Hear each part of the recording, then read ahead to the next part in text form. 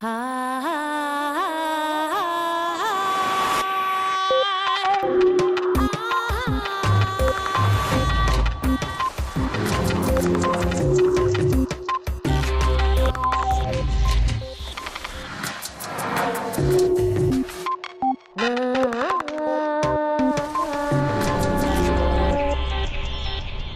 solo ordenador cuántico equivale a un número gigantesco de ordenadores convencionales. Juan Ignacio Cirac. Cada 2 años aproximadamente se dobla la potencia de los ordenadores. Sin duda, la capacidad de computación avanza a pasos agigantados. Pero en un futuro no muy lejano, esta alcanzará un límite que no podremos rebasar con la tecnología que utilizamos actualmente. En este capítulo de Redes, el físico Juan Ignacio Cirac habla con Eduard Punset del desarrollo de los ordenadores del futuro, los cuales, para vencer las limitaciones futuras de la computación clásica, aprovecharán las leyes de la física de lo más pequeño, la mecánica cuántica. Y la mirada de Elsa abordará la multitarea, una práctica que el cerebro practica a menudo y a veces con exceso. ¿Somos buenos haciendo varias cosas a la vez?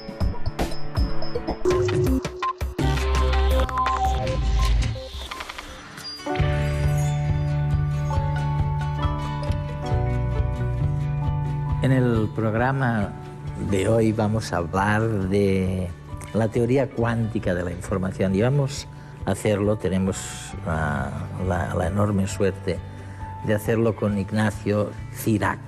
Es director de la Theory Division del Max Planck Institute, ¿no? En Múnich. Sí. Oye, estamos tan obnubilados con este tema de la información cuántica que a veces tenemos la impresión de que este va a ser el futuro, que está al lado, y luego hablamos con vosotros y nos decís, oye, no, está todavía lejos. Bueno, un día u otro se tenía que acabar la historia de los ordenadores. Y hemos agotado, estamos a punto de agotar la información que puede tratar un ordenador, y por eso recurrimos a gente como vosotros, a los grandes especialistas de la física cuántica. Primero, ¿es cierto que se hayan agotado los ordenadores normales? ¿Es cierto, segundo, que vosotros nos estáis preparando la sucesión o estáis preparando otra cosa totalmente distinta? Bueno, pues vamos por partes. En primer lugar, todavía no hemos llegado a explotar completamente los ordenadores y a llegar al límite de la potencia de los ordenadores, pero no nos queda mucho tiempo. Si miramos qué es lo que ha pasado durante los últimos 30 años, nos damos cuenta de que los ordenadores cada vez son más rápidos y son más potentes. Y la razón es muy sencilla, es porque podemos hacer los procesadores y los transistores y todos los equipos que están detrás de los cálculos que hace un ordenador más pequeños. Al hacerlos más pequeños, podemos almacenar más información en el mismo espacio. Y por otro lado, al hacer más pequeños, hacemos que sean más rápidos. Y la razón es porque la información que está dentro de un ordenador la transmiten unas partículas, que llamamos electrones, y si son más pequeños, tienen que recorrer menos espacio. Por lo tanto, va más rápido. Así que hacer las cosas más pequeñas es lo que nos ha permitido hacer que vayan más rápido, almacenar más información. Y hacer más. Y hacer más. Pero claro, eso tiene un límite, no podemos hacer algo infinitamente pequeño. De hecho, cuando lleguemos a tener que almacenar los bits que almacenan la información en un solo átomo, pues ahí estaremos llegando al límite. Y si uno mira hacia atrás y ve cómo ha progresado todo este desarrollo, pues se da cuenta que para eso faltan del orden de 10, 15, 20 años. Máximo. Y cuando lleguemos ahí, pues hay no podremos utilizar pues, los ordenadores como los utilizamos hoy en día. Y ahí es donde llegamos nosotros, los científicos que trabajamos en la computación cuántica o en la información cuántica. Y lo que venimos a decir es que cuando lleguemos a ese límite, eso no será un problema, sino todo lo contrario, será una ventaja. Cuando llegamos al límite del átomo, las leyes de la naturaleza cambian. Las leyes de la física cuántica, que es una teoría que describe el mundo microscópico, se ponen en marcha y son extraordinarias. Nos permiten hacer cosas extraordinarias, cosas que parecen más bien sacadas de una película de ciencia ficción, y lo que estamos estudiando es cómo aprovechar esas leyes de la física cuántica no solo para poder seguir haciendo que los ordenadores vayan más rápido, sino para que vayan muchísimo más rápido y se puedan hacer cálculos que de otra forma serían imposibles.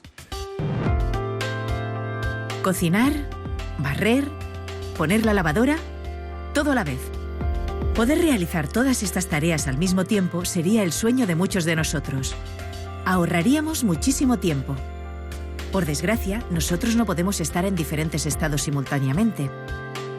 Sin embargo, si viajamos al mundo microscópico, nos encontramos con la sorpresa de que las partículas cuánticas, como los fotones, los electrones o los átomos aislados, sí tienen esta capacidad. Imaginemos por un momento que una de estas partículas cuánticas es una pelota en un campo de fútbol. Según las leyes de la mecánica cuántica, esta partícula se encuentra en muchos estados a la vez. Por ejemplo, en muchas posiciones de forma simultánea. Sin embargo, cuando la miramos solo la vemos en una de estas posiciones. Si dejamos de observarla, vuelve a estar en diferentes posiciones al mismo tiempo. Y si volviéramos a observarla de nuevo, la encontraríamos en otra posición distinta de la anterior. Los ordenadores cuánticos son capaces de aprovechar esta sorprendente propiedad de las partículas. Gracias a que sus componentes pueden estar en muchos estados simultáneamente, estos ordenadores son capaces de realizar multitud de operaciones a la vez en el tiempo que una máquina convencional invierte en hacer una única operación. Oye, Ignacio, una cosa. Déjame intentar entender un poco en qué medida la información cuántica obedece a sus propias leyes, que son totalmente distintas de las leyes a las que estamos acostumbrados, de una mesa y de unas sillas, ¿no? Vamos a ver, en un ordenador tengo entendido que hay una especie de instrumento de lectura, escritura, que es el que os permite, gracias a estos cuadraditos en donde hay un 1, un 0, un 1, un 0, esto os permite dar las instrucciones necesarias para hacer un programa. Este es el ordenador, digamos, tradicional. Pero lo que me estás tú sugiriendo, que será tan fascinante, porque os transforma las leyes y el mundo que viene, es que, bueno, en los computadores cuánticos, ¿qué es lo que ocurre exactamente? Que en lugar de 1 y 0 en otro cuadradito, el 1 y 0 conviven en el mismo cuadradito. ¿Qué es lo que pasa exactamente? Sí, pues algo así, aunque parezca muy raro y a uno que lo escucha la primera vez le va a sonar muy, muy raro. Eso es precisamente lo que le da la potencia a los ordenadores cuánticos y, en definitiva, a la física cuántica. Si miramos los ordenadores usuales, los que tenemos hoy en día, como has dicho muy bien, la información se almacena y se procesa en términos de lo que llamamos los bits, ceros y unos. Si tú quieres, cuando haces la declaración de la renta y tienes que poner alguna cantidad, pues eso el ordenador lo almacena en términos de ceros y unos, en binario. Y estos son lo que llamamos los bits de información, en los cuales almacenamos pues, la información y luego la recibimos. Pues bien, esos son pequeños objetos que pueden tomar dos valores, 0 y 1, y es así como funcionan los ordenadores usuales. En la física cuántica, cuando nos vamos al mundo microscópico y queremos almacenar el 0 y el 1 en un átomo, pues resulta que además de tener la posibilidad de tener 0 y 1, tenemos otras posibilidades, que es tener los dos a la vez. En un solo átomo podemos tener a la vez 0 y 1. Y esto es una propiedad de la física cuántica que solo la observamos en el mundo microscópico, pero que está muy bien entendida por los físicos. Es lo que llamamos las superposiciones. Una misma partícula puede hacer dos cosas a la vez. Puede estar en 0 y en 1. Y eso es lo que da potencia a los ordenadores cuánticos, porque ahora uno se puede imaginar que cuando tiene pues, muchos de estos bits cuánticos, pues a lo mejor puede tenerlos todos ellos en 0, pero también los puede tener a la vez todos en 1, o algunos en 0, otros en 1. Por lo tanto, puede hacer cálculos en paralelo, digamos, en cada uno de estos los llamamos a veces universos, ¿no? En los que están todos ceros o 0, 1, etcétera, etcétera. Se puede hacer un cálculo, así que teniendo un solo ordenador es como si tuviésemos millones y millones y millones de ordenadores a la vez, y esto es lo que le da potencia precisamente. ¿Tiene algo que ver esto con lo que llamábamos entanglement o entrelazamiento, en que un átomo puede estar en distintos hemisferios a la vez, o o es algo totalmente distinto? Que el entrelazamiento es una consecuencia de este principio de superposición y es algo que juega un papel muy importante dentro de la información cuántica. Y el entrelazamiento lo que nos viene a decir es que podemos tener dos partículas, dos átomos, por ejemplo, que estén en lugares completamente distintos, que no se comuniquen entre ellos, aislados, pero que se comporten de una manera que llamamos correlacionada. Déjame dar un ejemplo de esto. Sí. ¿No? Imagínate que tú tienes un dado y tiras el dado aquí y tienes un resultado. Pues el resultado sabemos muy bien que será típicamente aleatorio. A veces el 1, a veces el 3, a veces el 6. Y ahora imagínate que te vas a otro sitio, a Nueva York, o que a la vez otra persona en Nueva York tira otro dado. Bueno, pues allí el dado dará un resultado aleatorio. Bueno, pues de acuerdo con las leyes de la física cuántica, es posible tener dados microscópicos en los cuales cada vez que tiremos un dado aquí, obtendremos un resultado aleatorio. Pero si tiramos a la vez otro en el otro lado, tenemos exactamente el mismo resultado. Si aquí tiro y obtengo el 3, aquí tiro y obtengo el 3. Es decir, son resultados aleatorios, pero completamente correlacionados. Y esto está relacionado con estas superposiciones de las que he hablado anteriormente, y básicamente nos dice que podemos tener estos estados, ¿no? estos bits, ahora que serían estos dados, serían como los bits, pero con 6 valores posibles, en los cuales tenemos a la vez el resultado 1, 1, el resultado 2, 2, el resultado 3, 3, el resultado 4, 4, y estos están viviendo simultáneamente, están como en paralelo, y cuando observamos obtenemos uno de los resultados, pero está siempre correlacionado.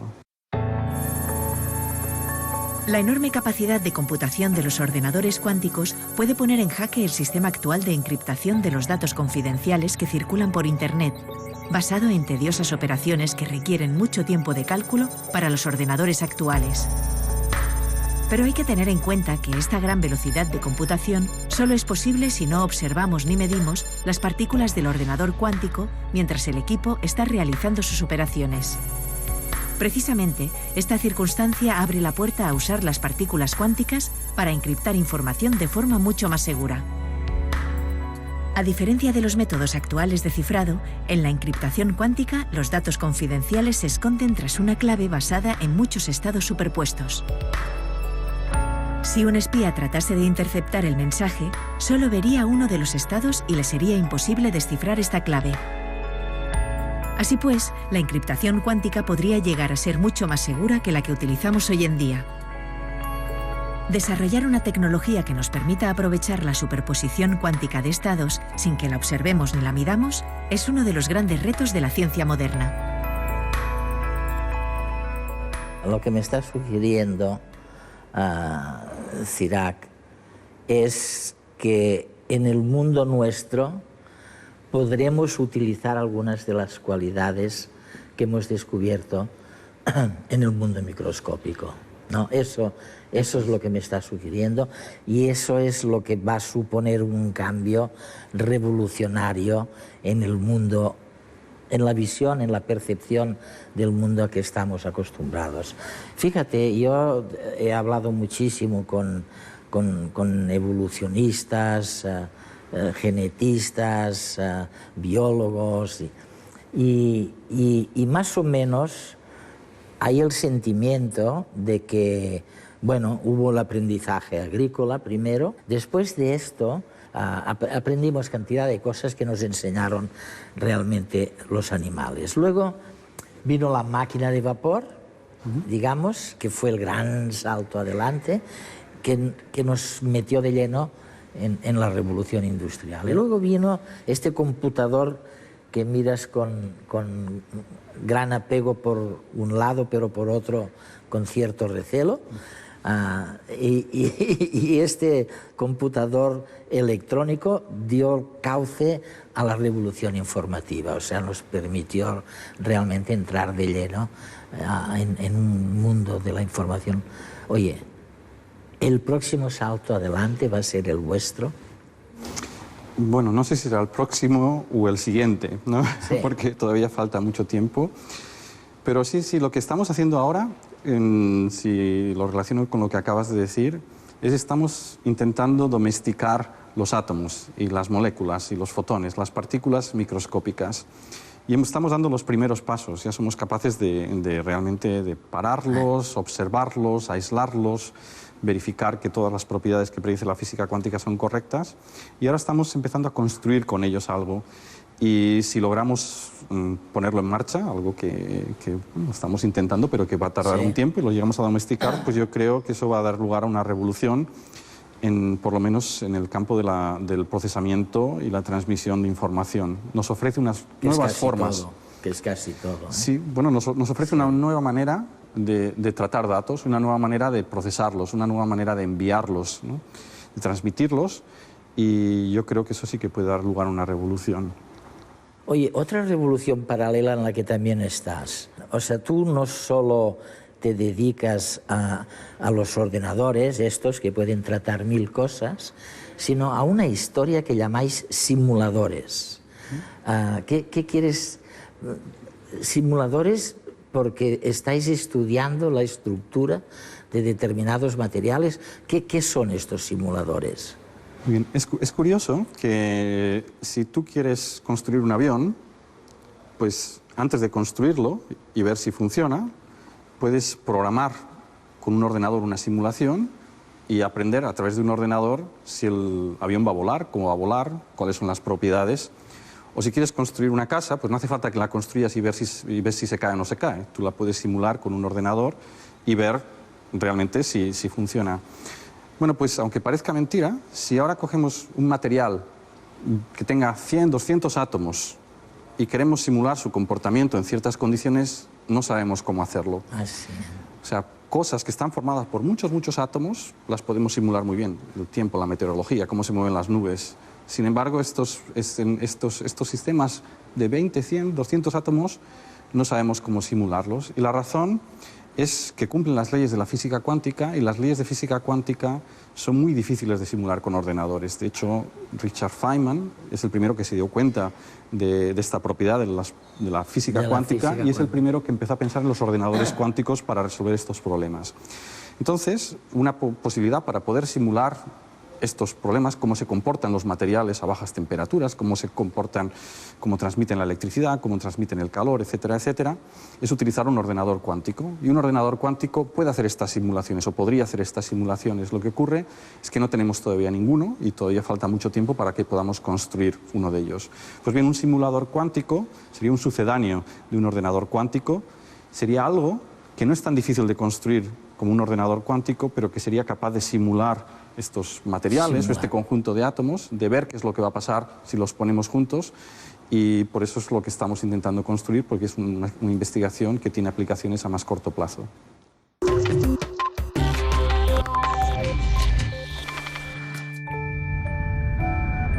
La ciencia avanza deprisa, pero aún así necesita su tiempo.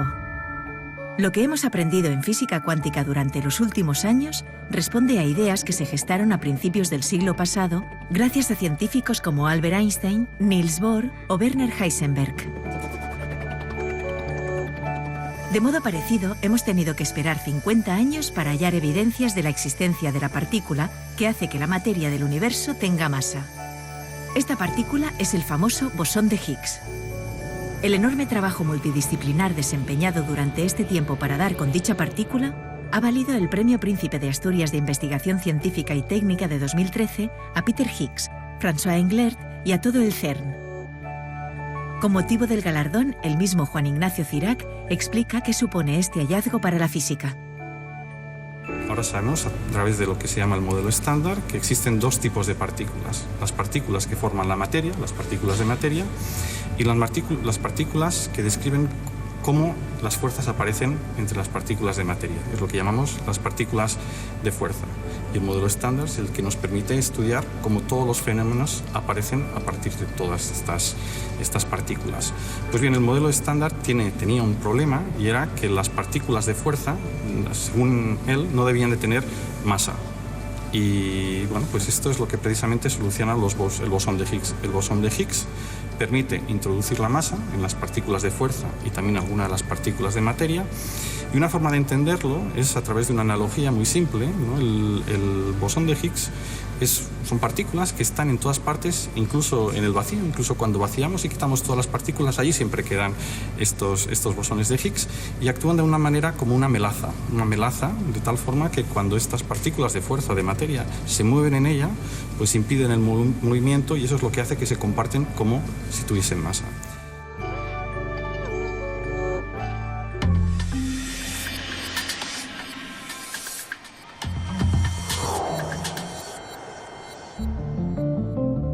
Dice Juan Ignacio Cirac que estamos intentando domesticar los átomos, las moléculas y los fotones, las partículas microscópicas. Resulta fascinante asomarse a las propiedades del mundo microscópico. Una de ellas es la superposición, es decir, que una misma partícula puede hacer dos cosas a la vez. A nuestra escala humana, ¿qué nos sugiere esta capacidad? ¿Se te da bien hacer varias cosas a la vez, es decir, el multitasking? ¿Lo haces por obligación o porque te gusta distraerte?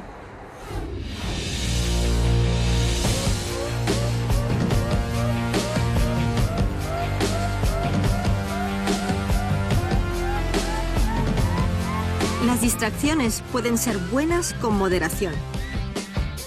Por ejemplo, imagina que un mono se dirige a buscar una fruta que está colgando de un árbol. Si a medio camino se distrae porque ve una fruta distinta, evitará hacer un viaje inútilmente largo. Las distracciones también nos permiten abrirnos a retos y a metas nuevas. Y por supuesto, las distracciones también nos ofrecen una vía de escape a las preocupaciones diarias que a veces nos atosigan. Pero cuidado, el multitasking implica obligar a la mente a cambiar de objetivo muy deprisa. Esto es estresante para el cerebro y malgasta mucha energía. Conectar y desconectar constantemente nos agota, aunque el tip de entrada de este nuevo correo electrónico produzca placer porque activa el área de recompensa del cerebro, que espera que tal vez ese correo sea una buena noticia.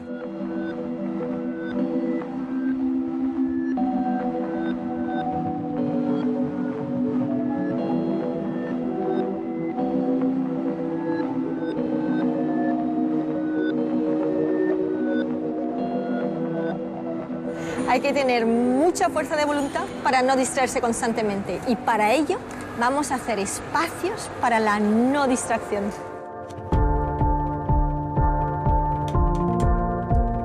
Sabemos que las experiencias más placenteras son las que nos absorben en cuerpo y mente, las que no están contaminadas por preocupaciones o distracciones constantes.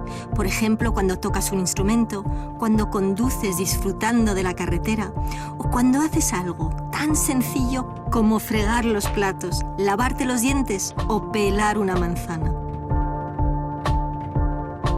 Los psicólogos de la Universidad de Harvard, Mark Killingsworth y Dan Gilbert, han comprobado que casi la mitad de nuestros pensamientos no tienen nada que ver con lo que estamos haciendo.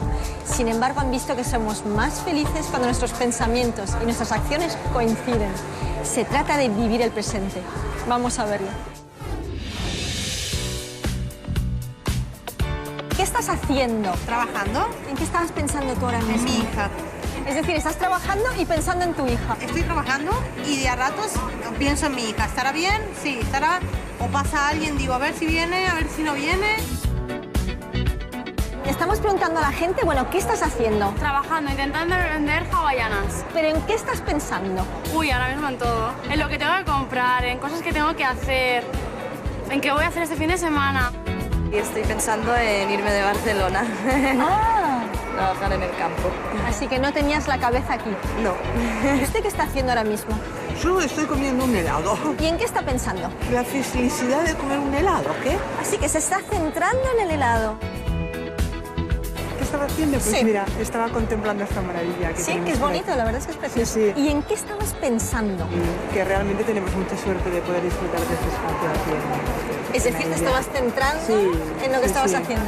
Y es que cuando te concentras en una tarea concreta, si logras terminarla, sientes satisfacción. Y si encima te ha costado esfuerzo, tendrás una inyección adicional de endorfinas que contribuyen a ese estado de bienestar positivo. Esta es la experiencia que los psicólogos denominan fluir. es el fluir. La experiencia de fluir se refiere a esos momentos en los que estás concentrado en una actividad hasta el punto de olvidarte de todo lo demás. ¿Cómo puedes conseguirlo? Para experimentar el estado de fluir, nada mejor que marcarte una meta clara y concreta, como hacer ejercicio. Apunta ese objetivo claro en un lugar visible. Cuando corras, hazlo centrado solo en esa actividad. Siente cómo late tu corazón. Déjate invadir por la sensación de los pies rebotando sobre el suelo. Céntrate en disfrutar y sentir lo que haces en ese momento. Si te vienen otros pensamientos, no los rechaces activamente. Simplemente devuelve tranquilamente tu atención a tu meta concreta. Ponle nota al reto que te estás marcando. Ni demasiado fácil porque te aburrirías, ni demasiado difícil porque te estresarás y frustrarás si no lo consigues. Puedes ir revisando tu meta y ajustando la nota de vez en cuando a medida que mejores. Busca un cómplice. Nos atenemos mejor a nuestras metas si podemos comentarlas con alguien de confianza, que te permita además modificar tu comportamiento para poder progresar.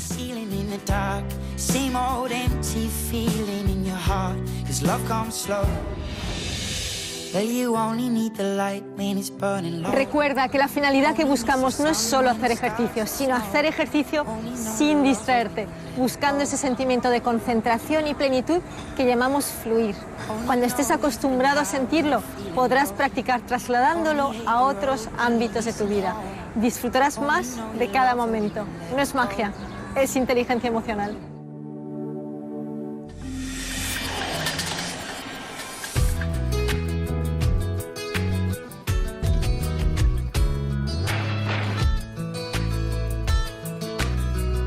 Quiero saber por qué los gatos hacen ronrón.